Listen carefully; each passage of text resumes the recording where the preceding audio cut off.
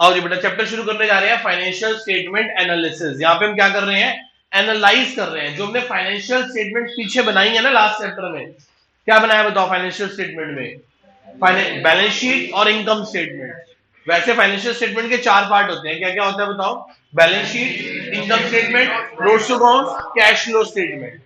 चार financial statement के चार पार्ट होते हैं, उसमें से हम दो पार्ट पढ़ चुके हैं, बैलेंस शीट और क्या पढ़ चुके हैं? Income statement. अब हम उसको क्या करने जा रहे हैं? एनालाइज करने जा रहे हैं। क्या करने जा रहे हैं सर? बनाना एक काम है और उसको एनालाइज करके इंटरप्रिटेट करना और उसके बेसिस पे अपनी कंपनी के लिए डिसीजंस लेना, ये दूसरी बात है। बना तो कोई भी देगा, बनाना तो क्लरिकल जॉब है, बनाना बड़ी बात नहीं है। उसको एनालाइज करना और उसको क्या करना, उस पर फ्यूचर प्लानिंग करना, कंपनी के लिए डिसीजंस लेना, ये बड़ी बात है। क्लियर है? पहले हमने क्या करा, फाइनेंशियल स्टेटमेंट को प्रिपेयर करना सीखा, जिसमें हमने बैलेंस शीट बनानी सीखी, जिसमें हमने क्या पढ़ा? शाहरुख सलमान नहीं चलेंगे। फिर इनकम स्टेटमेंट में क्या पढ़ा? अरो चरणप्रीत चोल एम्प्लॉय फंड दो। ठीक है जी, पढ़ते हैं जी क्या होता है जी। आओ जी ध्यान से। Meaning of financial statement analysis कह रहा है, analysis of financial statement is a systematic process. जो बात मेरे को आपको समझानी है ना, वो मैंने ऑलरेडी क्या कर रखी है? बोल्ड कर रखी है। बताओ क्या ये systematic process of analysis of financial information in a financial statement to understand and taking a economic decisions, जिसे हम समझ सके और उसके बाद उसमें क्या ले सके? डिसीजंस ले सके। क्या ले सके बेटा?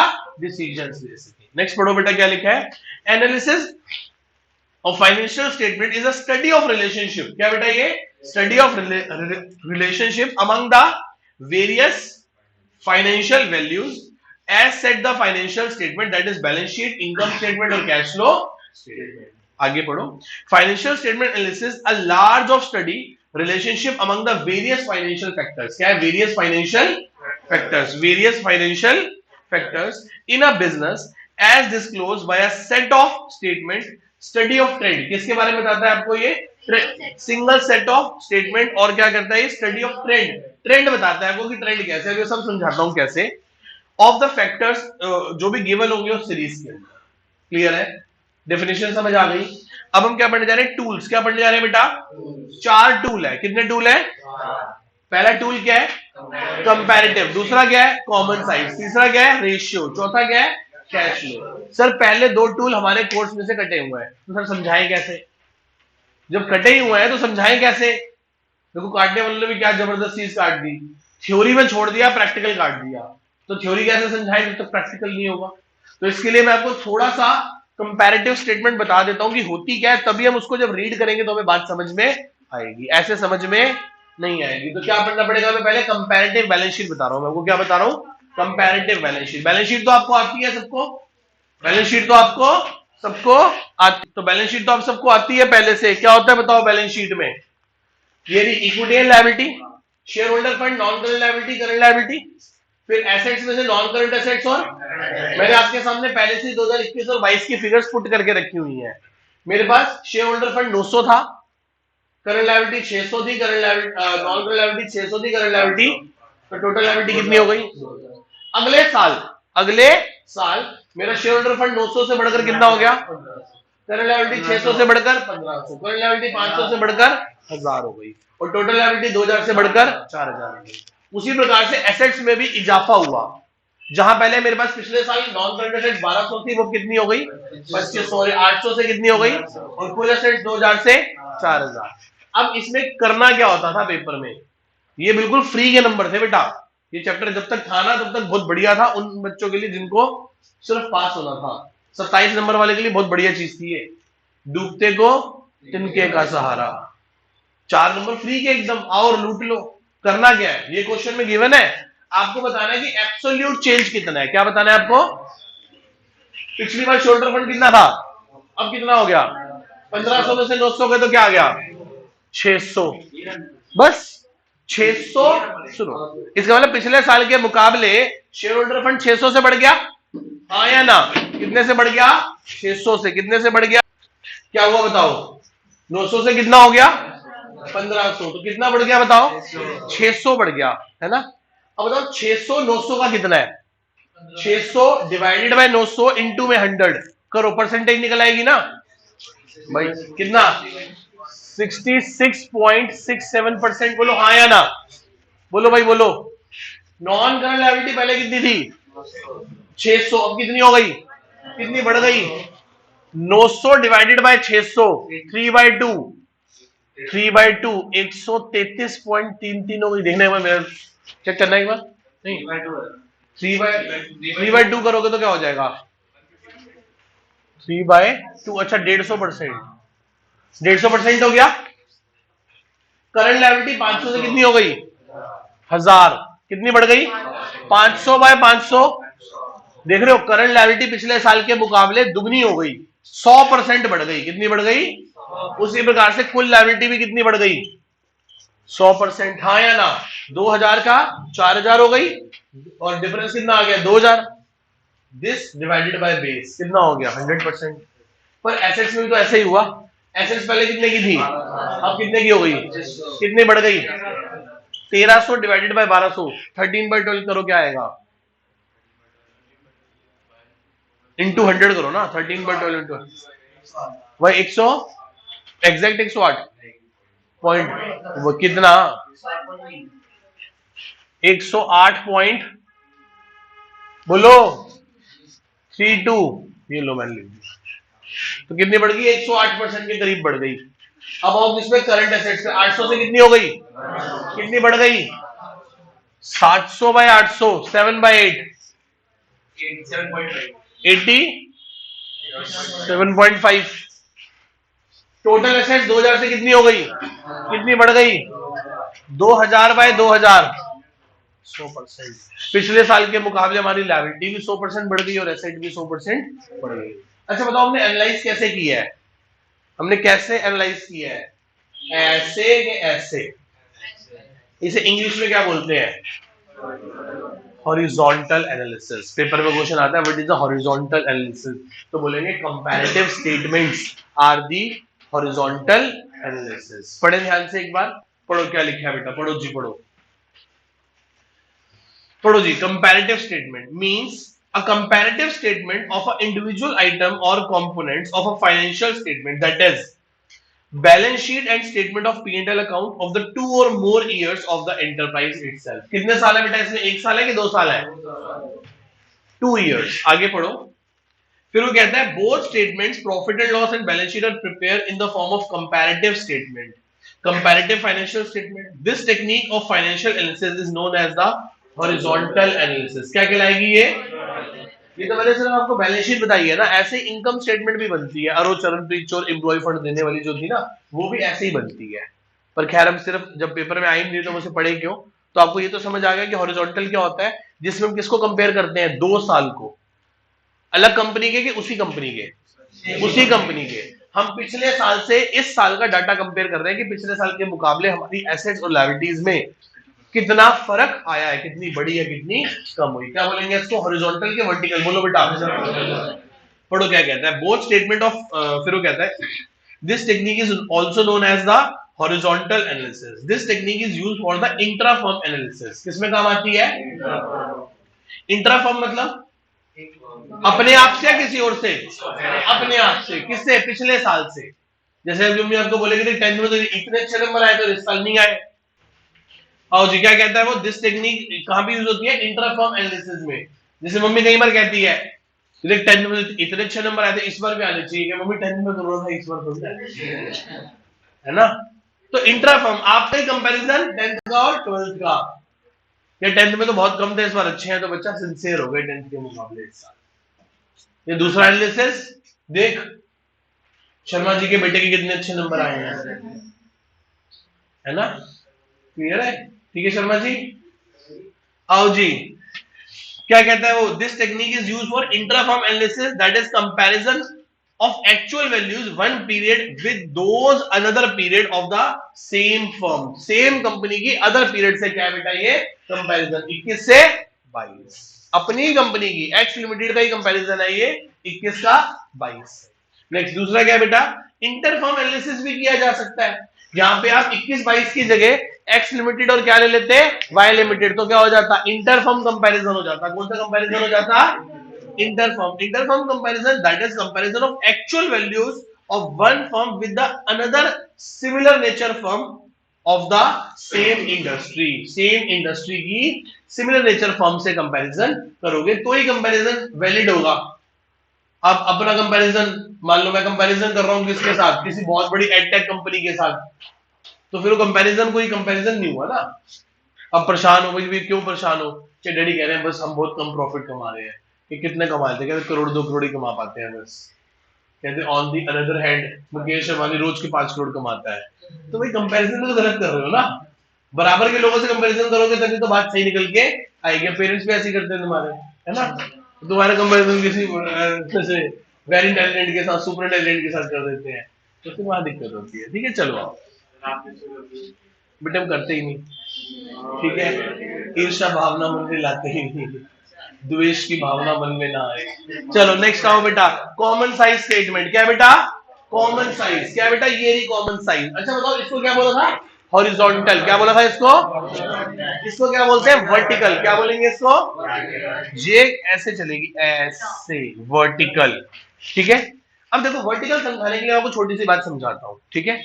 एक फैमिली में एक फादर है, एक मदर है, एक ब्रदर है और एक सिस्टर है। फादर 2.5 लाख कमाते हैं, मदर भी 2 लाख कमाती है। कितने हो गए, 1.5 लाख। सिस्टर भी कमाती है, यही नल्ला है घर में एक। कितने हो गए बताओ, 6.5। पापा की यार थोड़ी बढ़ा दो, पापा को थोड़ी इंपॉर्टेंस दो। 800 हो गए। चलो बताना एक बार, फादर टोटल फैमिली इनकम में कितना कंट्रीब्यूट कर रहे हैं। मतलब आधा तो पापा अकेले ही ले आते हैं, मम्मी कितना कर रही है, 25%। और ये नल्ला कितना कर रहा है, बोलो बोलो बोलो बोलो बोलो, 6 पॉइंट पक्का, देख लो 6 पॉइंट। और सिस्टर का कंट्रीब्यूशन कितना है, 18.75। टोटल कितना हो गया, कैसे कंपैरिजन करा, देखो फादर टोटल इनकम से फादर को, टोटल इनकम से मदर को, टोटल इनकम से ब्रदर को, टोटल इनकम से सिस्टर को। तो इसमें हमने टोटल इनकम को बेस मान के 100 मान लिया। क्या मान लिया, 100। आओ जी, अब ये तो बात छोटे से एग्जांपल फैमिली की हो गई, फैमिली ट्री की। अब हम बात इसकी बैलेंस शीट की करते हैं, करें। ये कंपनी है, इसके पास शेयर होल्डर फंड कितना है और टोटल लायबिलिटी कितनी है, तो बताओ share holder fund total liability का कितना है, 50%। नॉन करंट लायबिलिटी कितनी है, कितनी, 30%। इसका मतलब ये कंपनी के 100 रुपए की लायबिलिटी में 30 रुपए किसके लगे हुए हैं, नॉन करंट लायबिलिटी वालों के। किसके लगे हुए हैं, मतलब 100 रुपए की, आप ये भी कह सकते हो 100 रुपए की एसेट्स में 30 रुपए उधार के हैं। 30 रुपए किसके हैं, उधार के। और ये कितना है बेटा बताओ, 20। तो टोटल कितना हो गया, 100। एक चीज देख रहे हो, टोटल लायबिलिटी में आधा पैसा किसका लगा हुआ है, शेयर होल्डर। 30% पैसा देखो, जितनी टोटल लायबिलिटी होगी उतनी टोटल एसेट्स भी होगी, 3000। आप ये भी कह सकते हो कि टोटल एसेट्स में आधा पैसा शेयर होल्डर का, 30% पैसा किसका लगा हुआ है, नॉन करंट लायबिलिटी का, 20% पैसा किसका लगा हुआ है, करंट लायबिलिटी का। ठीक है, कुछ ज्यादा डरने वाली बात भी नहीं है। यदि ऐसे होता 20 ही होता, 80 ही होता, तो इसका मतलब कंपनी उधार के बलबूते चल रही है, तो थोड़ी खतरनाक सिचुएशन है।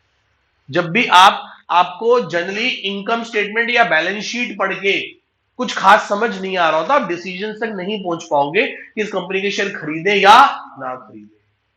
आपको यदि ये सोचना है कि आपको इन्वेस्ट करना है या नहीं करना, तो आपको ये टूल्स पढ़ने पड़ेंगे, एनालिटिकल टूल्स पढ़ने पड़ेंगे, comparative, common size, ratios, cash flows. इन सब चीजों से आप चेक करके ये बात समझ पाओगे कि हमें इस कंपनी में इन्वेस्ट करें या ना करें। क्लियर है इतनी बात। अब बताओ इसके पास टोटल एसेट्स कितनी है, 3000। और नॉन करंट एसेट कितनी है, तो 60% पैसा कहां लगा हुआ है, नॉन। 40% पैसा किसमें लगा हुआ है, करंट एसेट्स में। टोटल कितना हो गया, बोलो समझ आया। पढ़ो ध्यान से क्या लिखा है बेटा। Common size statement means a statement in which individual item of financial statement 2 or more years are compared by side, therefore are converted into a percentage taking into a base। Common base समझ आ गया। इसमें common base क्या होगा बेटा, total assets. और balance sheet में common base क्या होगा, total assets and total liabilities. उसी को क्या मान के चलना है आपने, 100 मान के चलना है। क्या मान के चलना है उसको आपने, 100 मान के चलना है। कोई डाउट किसी को यहां तक बेटा। आगे चलो क्या कहता है ये, balance sheet and revenue from operation in case of, ठीक है, फिर वो कहता है लास्ट पढ़ लेते हैं बस इसको लास्ट में पढ़ लो क्या लिखा है। अच्छा एक बात और पढ़ लो, जब हम इनकम स्टेटमेंट बनाते हैं ना, पढ़ा आपने अरो चरणप्रीत चोर एम्प्लॉय फंड दो, तो उसमें आर क्या था, उसमें उसको 100 मानते हैं। क्या मानते हैं उसको? मान लो एक कंपनी का रेवेन्यू फ्रॉम ऑपरेशन 10 लाख रुपए, कितना है बेटा? अदर इनकम कितनी है? 1 लाख। कितनी है? 1 लाख। इसका कॉस्ट ऑफ मटेरियल कंज्यूम है 3.5 lakh. Purchase of stock in trade है 6 लाख, इसे ना 1.5 लाख कर लो। और एम्प्लॉय बेनिफिट एक्सपेंस है 2 लाख। फाइनेंस कॉस्ट है 50,000। 6 और 2 8, 10 लाख हो गए। इससे फिर कर दो 4 लाख कर दो, ठीक है। तो इसमें कैसे निकालेंगे? रेवेन्यू फ्रॉम ऑपरेशन को क्या मान लेंगे? 100। बताना मेरी अदर इनकम कितनी है? 1 लाख। तो इसका मतलब बताओ, other income is 10% of revenue from operation. इसका मतलब मैं 100 रुपए सेल करता हूं तो 10 रुपए मेरे को कहीं और से भी आते हैं। मेरी छोटी मोटी इनकम भी कितनी है? 10 रुपए है। बोलो हाँ या ना। कॉस्ट ऑफ मटेरियल कंज्यूम कितना है? 15%। कितना है बेटा? 100 रुपए की सेल में 15% क्या लग जाता है? कॉस्ट ऑफ मटेरियल कंज्यूम हो जाता है। कितना सामान खरीद लेते हैं हम? 40%। एम्प्लॉय पे कितना पैसा खर्च कर देते हैं? बाप रे बाप। 100 रुपए की सेल में 20% पैसा कहां चला गया? एम्प्लॉइज पे खर्च हो गया, एम्प्लॉय बेनिफिट पे खर्च हो गया। नेक्स्ट, फाइनेंस कॉस्ट कितनी है? 5%। 100 रुपए की सेल में 5 रुपए ब्याज चला जाता है। 100 रुपए की सेल में 5 रुपए कहां चला जाता है? ब्याज में। सोचो ये सिचुएशन यदि 25% हो तो कंपनी काफी रिस्की है। 100 रुपए की सेल करती है, 25 रुपए बेचारी क्या दे देती है? ब्याज। क्या कमाएगी, क्या जोड़ेगी और क्या फ्यूचर में ग्रो करेगी? कई लोगों की और कई कंपनीज की हालत ऐसी चल रही थी। जो कमाते हैं उसका मेजर पोर्शन किसमें चला जाता है? ब्याजों में चला जाता है। ऐसे लोग जीवन में तरक्की कर नहीं पा रहे होते, फंस जाते हैं। वो एक स्टेज पे आके मतलब वहां पे बड़ी प्रॉब्लम हो जाती है उनके लिए। उधार लेना तो बहुत आसान है, उधार चुकाना उसका ब्याज देना बहुत बड़ी चीज है। ठीक है, क्लियर है इतनी बात सबको अच्छे से? ठीक है, जो अब पढ़ते हैं एक बार क्या लिखा है, बस इसको क्या बोलते हैं? क्या बोलते हैं इसको? Vertical analysis. क्या बोलेंगे इसको? तो सर बताओ, comparative statements are the example of horizontal और common size statements are the example of vertical analysis. क्या है? Vertical analysis. थर्ड टूल पढ़ लेते हैं, थर्ड और फोर्थ। थर्ड क्या है बेटा बताओ? रेशियो और कैश फ्लो स्टेटमेंट। थर्ड क्या है? रेशियो। रेशियो क्या करती है? रेशियो दो और दो से ज्यादा वेरिएबल्स के बीच के रिलेशन को समझाने की कोशिश कर रही होती है।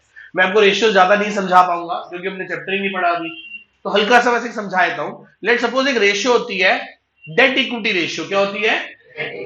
Debt equity ratio. फॉर्मूला होता है डेट अपॉन इक्विटी। क्या फॉर्मूला होता है? Debt upon equity. तो ये हमें ये बता रहा होता है कि कंपनी में डेट का पैसा कितना लगा है और इक्विटी का पैसा कितना लगा है। तो बताना इस कंपनी में डेट कितना है? 900। इक्विटी कितनी है? 1500। तो कितना हो गया? 900 डिवाइडेड बाय 1500 कितना हो गया? 2/3/5। तो इसे बोलेंगे 0.6:1। बोलो बोलो टोटल लायबिलिटी का 60% पैसा डेट लगा हुआ है। समझ गए? डेट कितना लगा है? 900। ये कितना है? 1500। क्लियर है इतनी बात? इसका मतलब 1 रुपए की इक्विटी लगी है और 60 पैसे की क्या लगे कंपनी में?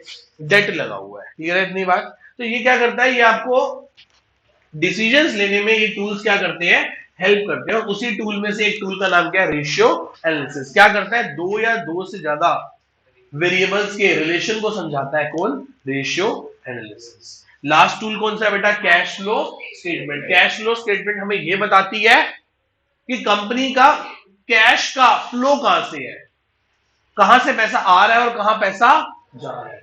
3 मेन एक्टिविटीज होती है बिजनेस में। ऑपरेटिंग मतलब डे टू डे जो बिजनेस करके पैसा आ रहा है, दूसरा इन्वेस्टिंग और तीसरा फाइनेंशियल। 3 मेन एक्टिविटी पढ़ेंगे इसके बारे में भी कि कंपनी की फंडिंग कहां से है, कहां से कैश का फ्लो इनफ्लो और कहां से कैश का आउटफ्लो है। मतलब आउटफ्लो का मतलब यूज और कंज्यूम। क्लियर है इतनी बात? एक बार ध्यान से दोनों टूल्स पढ़ना, रेशियो और कैश फ्लो। कोई डाउट है तो पूछे बेटा। नेक्स्ट आ जाओ बेटा, types of financial statement analysis. 4 type के होते हैं। कौन सा होता है? पहला एक्सटर्नल, दूसरा इंटरनल, तीसरा हॉरिजॉन्टल, चौथा वर्टिकल। हॉरिजॉन्टल वर्टिकल तो हमने पढ़ लिया, बस ये पढ़ते हैं एक्सटर्नल इंटरनल कौन सा होता है। एक्सटर्नल होता है जो बाहर के लोग एनालाइज करते हैं, और बाहर के लोग उतना ही हमारी कंपनी को एनालाइज कर पाते हैं जितने फाइनेंशियल स्टेटमेंट्स हमारे पब्लिश होते हैं न्यूज़पेपर्स में, आर्टिकल्स में, जर्नल्स में, हमारी वेबसाइट में। ये सिर्फ एक्सटर्नली कर पा रहे होते हैं, ये उस फिगर को, बैलेंस शीट की फिगर को क्लिक नहीं कर पा रहे होते। और इंटरनल एनालिसिस में कंपनी की मैनेजमेंट और कंपनी का ऑडिटर उस बैलेंस शीट को क्लिक करके उसके अंदर की डेप्थ नॉलेज को भी पकड़ सकता है। जैसे जो शेयर होल्डर के पास जो उसकी वेबसाइट पे बैलेंस शीट है ना, वो सिर्फ एक पीडीएफ है। क्या है वो? पीडीएफ, जिसको आप क्लिक करके उसके अंदर नहीं जा सकते। और कंपनी के पास खुद की जो बैलेंस शीट है ना, वो एक्सेल है। क्या है वो? एक्सेल। वो एक्सेल पे जाके क्लिक करेगा ना, तो वो उस फिगर के अंदर पहुंच जाएगा। लेट सपोज बैलेंस शीट में ट्रेड रिसीवेबल डेटर है, डेटर। एक्सटर्नल वाला सिर्फ ये देख पा रहा है कि इनके 12 करोड़ के डेटर है, और क्लिक नहीं कर सकता। उसको बस 12 करोड़ के डेटर दिखाई दे रहे हैं और कुछ नहीं। या हल्की फुल्की एक फिगर और दिखाई देगी इस 12 करोड़ में से, पिछले 3 महीने वाले कौन से हैं, 6 महीने वाले कौन से हैं, 12 महीने वाले कौन से हैं, बस इतना। पर इंटरनल मैनेजमेंट ये तक देख पाएगी उस 12 करोड़ पे क्लिक करके कि डेटर लिस्ट क्या है, किस किस को सामान बेचा, हमारे डेटर है कौन, नाम क्या है उनका, कौन कौन सी कंपनीज है जिनको हमने सामान बेचा है, किस रेट पे बेचा है, कब बेचा है, क्या क्वांटिटी थी, क्या अमाउंट था। क्या ये बात हम एक्सटर्नल को बताएंगे?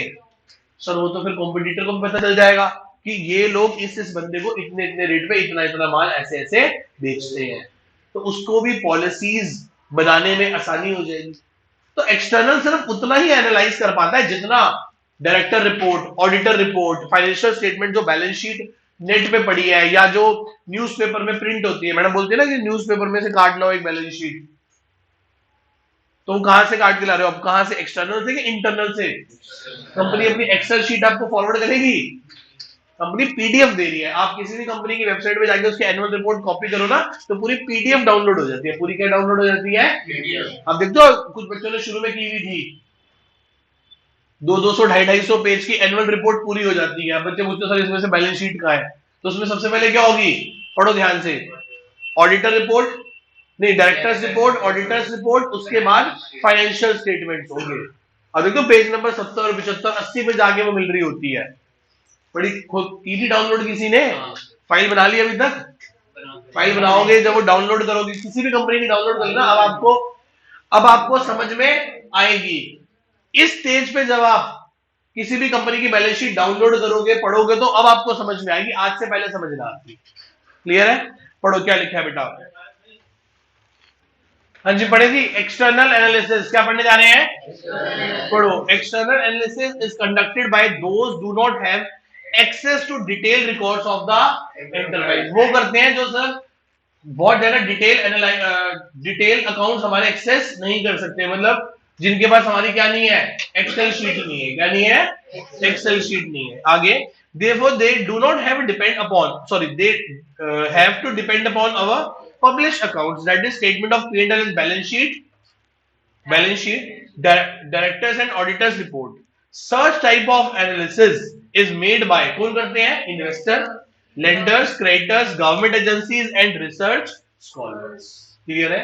अब पेपर में क्वेश्चन आ सकता है, लेंडर कौन सी एनालिसिस करते हैं, एक्सटर्नल या internal?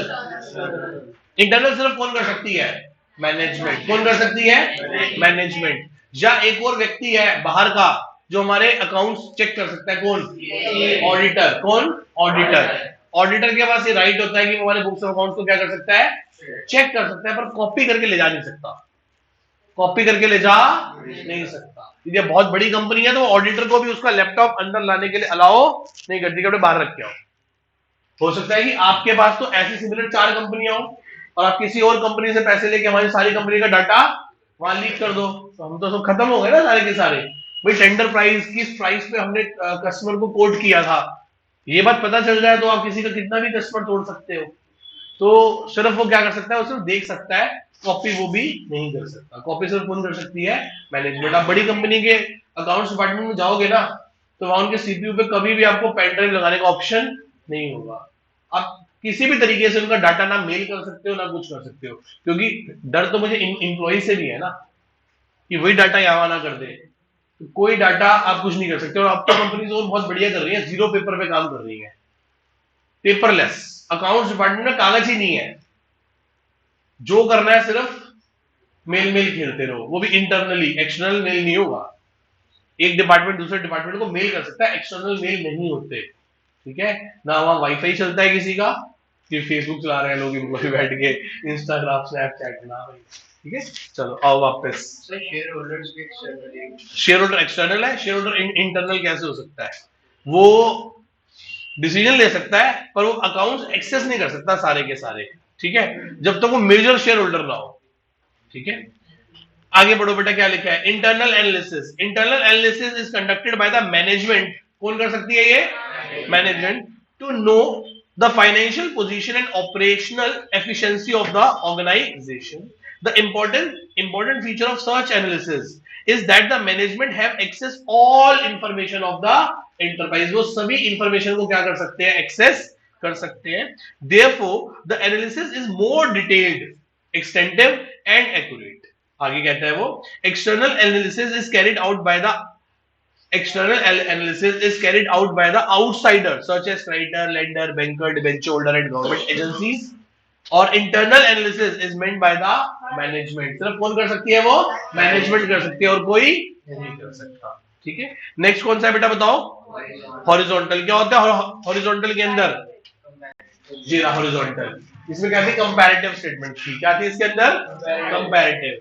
This analysis is made to review and analyse the financial statement for a number of years. क्या होता है बेटा इसके अंदर? नंबर ऑफ इयर्स, 21 से 22, 21 से 22। आगे चलो बेटा, फिर क्या था बताओ? इसी को क्या बोलते हैं? Time series analysis. पेपर में क्वेश्चन ये नहीं आएगा कि हॉरिजॉन्टल, हॉरिजॉन्टल तो तुम्हें याद हो गया, दूसरा नाम क्या है इसका? डायनेमिक। एक नाम और क्या है?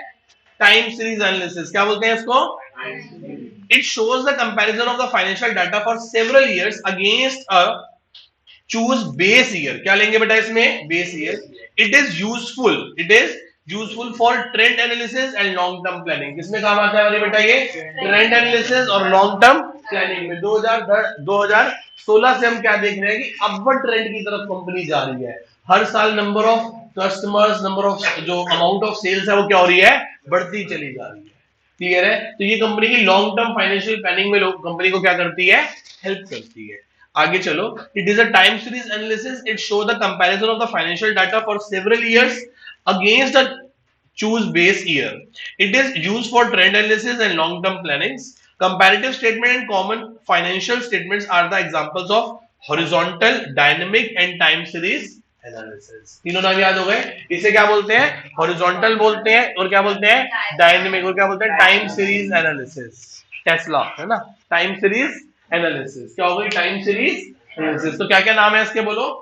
कंपैरेटिव, क्या नाम है? Comparative, horizontal, dynamic, time series analysis. कुछ भी कहीं से भी कैसे भी कोई डायरेक्ट क्वेश्चन की उम्मीद मत रखना, बहुत बड़े हो। वो कहेगा कि किस एनालिसिस में 1 year to another year comparison होता है और किस में सेम ईयर का कंपैरिजन होता है। पढ़ो जी। अब आगे हम किस पे आ गए बेटा? कॉमन साइज को क्या बोलते हैं? Vertical analysis. क्या बोलते हैं इसको बेटा? Vertical analysis. क्या बोलते हैं इसको? कह रहा है this analysis is made to review and analyse the financial statement of one year only. सिर्फ इसमें किसका कंपैरिजन किया बेटा हमने? एक साल का ही कंपैरिजन किया है। किसका कंपैरिजन किया है? It is also known as cross sectional analysis. क्या बोलते हैं इसको? Statistic analysis. क्या बोलते हैं इसको?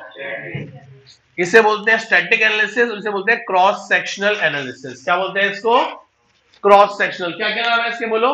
कॉमन साइज, वर्टिकल, स्टैटिक और क्रॉस सेक्शनल एनालिसिस। याद रखोगे बेटा? इसमें रेशियोज भी आ गई। इसमें क्या आ गई? Ratio. It is cross sectional analysis, ratio analysis of the financial statement relating to a particular accounting year. ठीक है जी, यही कह रहा है बेटा, वो लास्ट वाला बस पढ़ लो। Vertical static analysis carry out of one particular point of time. किसका करता है बेटा ये? One particular point of time, ठीक है। Generally when the accounts are close, जब अकाउंट्स क्या होंगे? क्लोज होंगे। ये बहुत इंपॉर्टेंट है बेटा। तो बताओ क्या चार वो है टेक्निक्स है, बताओ क्या थी ये? Types of financial analysis. Types पहला क्या था? बाहर वाले इंटरनल, कंपैरेटिव और कॉमन साइज। कंपैरेटिव का नाम क्या था? हॉरिजॉन्टल, डायनेमिक और टाइम सीरीज एनालिसिस। वर्टिकल का क्या था बोलो भैया? कॉमन साइज, वर्टिकल, स्टैटिक और कॉमन क्रॉस सेक्शनल एनालिसिस। सबसे इंपॉर्टेंट पे आ गए हम, किस पे बेटा? पढ़ो, difference between horizontal and vertical analysis. Difference between horizontal and vertical analysis क्या होता है बेटा? हॉरिजॉन्टल में कितने साल होते हैं? एक या दो? दो। और कॉमन साइज वर्टिकल में क्या होते हैं? एक। पहला पॉइंट समझ आ गया। कंपोनेंट्स ऑफ द आइटम पढ़ो, it deal with the same item of the different period. क्या करता है बेटा? ये सेम आइटम है, शेयर होल्डर फंड को कंपेयर कर रहे हैं अलग साल से। आगे पढ़ो, उसमें पढ़ो, it deal with the difference item of the same period. Different क्या है? डिफरेंट आइटम है ऑफ सेम पीरियड। क्लियर है इतनी बात? अब इस लाइन से वो क्वेश्चन बनाएगा, इस लाइन से, इस वर्ड से। और सच बता रहा हूं, याद नहीं आएगा। सच बता रहा हूं, जब तक दो दो तीन तीन चार चार बार रिवाइज नहीं करके जाओगे तो याद। और 100 नंबर के लिए ना ये बहुत इंपॉर्टेंट है, 100 नंबर वाले के लिए। और इसको 50, 60, 70, 80 उसको कोई फर्क नहीं पड़ता, दो का रह भी गया तो कौन सी आप बता रहे? 78 और 80 में क्या ही फर्क है? 80 और 82 में भी कोई फर्क नहीं है, 85, 87 में भी फर्क नहीं है, पर 98 और 100 में बहुत फर्क है। पूरे और अधूरे, पूरे और अधूरे। बात समझ रहे हो? तो क्वेश्चन क्या बनाएगा? Same item of different period are known as horizontal analysis. और दूसरा क्या बना सकता है? Different item of the same period. कौन सा एनालिसिस है बोलो? Vertical analysis. तीसरा information, it provide information absolute and percentage terms. किसमें दे रहा है ये देख लो, एब्सोल्यूट और परसेंटेज में। देखो ये बात बताओ, यदि मैं तुम्हें ये ना बताता तो ये समझाया जा सकता था? नालायकों ने कौन सा चैप्टर काट दिया समझाने वाला? उल्टा मेरे हिसाब से ये पहले आना चाहिए था, थ्योरी का चैप्टर इसके बाद आना चाहिए था। और यदि कटना चाहिए था तो फिर दोनों को ही कटना चाहिए था, दोनों को कटना चाहिए था, दोनों को रहना चाहिए था, दोनों को रहना चाहिए था। ये 4 नंबर फ्री गए हैं। और बिना प्रैक्टिकल करे, बिना ये बात समझे आप थ्योरी समझ ही नहीं सकते। और मैं आपको ये ना बताता तो कहता कि इसमें ऐसा होता है कि परसेंटेज और एब्सोल्यूट होता, आपको देखो होता होगा, फिर ये ना। अब देखो पढ़ो, it provide information absolute and percentage terms, it provide information only in percentage terms. देखो यहां सिर्फ क्या आ रही है? Percentage terms. Next, useful, it generate to time series analysis. और वो क्या है? Cross sectional.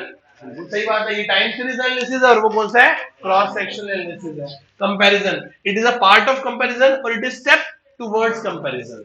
ये प्रॉपर कंपैरिजन है और इसके बाद अभी कंपैरिजन शुरू होगा। ये एक्स लिमिटेड का किया है ना, ऐसे हम किसका करेंगे? वाई लिमिटेड का। मतलब मान लो मुझे किसी कंपनी के शेयर खरीदने हैं और मैं देख रहा हूं कि इस कंपनी का आधा पैसा 100 रुपए की एसेट्स में, 50 रुपए किसके लगे हुए हैं? इक्विटी के। ठीक है, दूसरी कंपनी मैंने देखी, उसमें 20 रुपए किसके लगे हुए हैं? इक्विटी के। तो यदि मैं रिस्क एवर्स होऊंगा तो मैं उस कंपनी में इन्वेस्ट नहीं करूंगा, इसी में करूंगा। और मैं रिस्क लवर होऊंगा तो शायद मैं उसमें इन्वेस्ट कर दूं। ठीक है, इतनी बात। कोई डाउट किसी को यहां तक बेटा? आगे पढ़ो क्या कहता है। नेक्स्ट, ये तो बड़ा आसान है, इंट्राफर्म कंपैरिजन और इंटरफर्म कंपैरिजन। इंट्राफर्म क्या होता है बताओ? अपने आप का ही कंपैरिजन। इसको बहुत अच्छा है, आप बस नीचे एग्जांपल देखो, आपको सब समझ आ जाएगा। 18, 19, 20, 21, 22 क्या है ये? अपना ही कंपैरिजन पिछले सालों से। पहले हमारी नेट प्रॉफिट रेशियो 15 थी, फिर 14 हुई, फिर 13 हुई, फिर 12 हुई, अब कितनी रह गई? 10। देख लो क्या होता जा रहा है। कंपनी की प्रॉफिट लॉस तो अभी नहीं हुआ यार, प्रॉफिटेबिलिटी कम होती चली जा रही है। प्रॉफिटेबिलिटी क्या हो रही है? कम होती चली जा रही है। कई बार डैडी बोलते ना कि अब बिजनेस में वो वाला मजा नहीं रहा, पहले वाली बात नहीं रही। पहले मार्जिन क्या थे? अच्छे थे। पहले नंबर ऑफ सेलर्स कम थे, कस्टमर ज्यादा थे, अच्छा प्रॉफिट था, जो मांगते थे मिल जाता था। आज क्या हो गया? सेलर क्या हो गए? ज्यादा हो गए। वो पापा सिर्फ अपनी बात छुपा रहे होते हैं, नई टेक्निक्स का इस्तेमाल नहीं किया। ऐसा नहीं कि लोग काम नहीं कर रहे हैं, लोगों को प्रॉफिट नहीं हो रहा, प्रॉफिट हो रहा है, पर आप नई टेक्निक्स, नई टेक्नोलॉजी को अडॉप्ट नहीं कर रहे, जिस वजह से ऐसा हो रहा है। ठीक है जी, नेक्स्ट आगे। A comparison of financial variables of an enterprise over a period of time known as the intra-firm comparison. It is also known as क्या कहलाएगा ये? टाइम सीरीज एनालिसिस और ट्रेंड एनालिसिस। एग्जांपल आपके सामने है। इंटरफर्म में क्या होता है? पढ़ो नेक्स्ट। इंटरफर्म कंपैरिजन बहुत है, देखो बहुत बढ़िया दे रखा है एग्जांपल, वाई जेड और इंडस्ट्री। मतलब किसका कंपैरिजन हो रहा है? एक का कि अलग अलग लोगों का? With the same industry. आगे, a comparison of two or more enterprise of the firm of firms is known as the interfirm comparison. कह रहा है it compare financial variable two or more enterprise firms or detail their competitive position. When a single set of statement of two firms is compared is known as the cross sectional analysis. क्या कहलाएगी बेटा ये? Cross sectional analysis. Example क्या है इसका? Let us compare with the net profit ratio of X limited with the Y limited. पढ़ लो बेटा, वही लिखा हुआ है सारे का. कोई डाउट किसी को यहां तक? एक बार ध्यान से यहां तक पूरा पढ़ लो, कोई डाउट है तो पूछ लीजिए बेटा.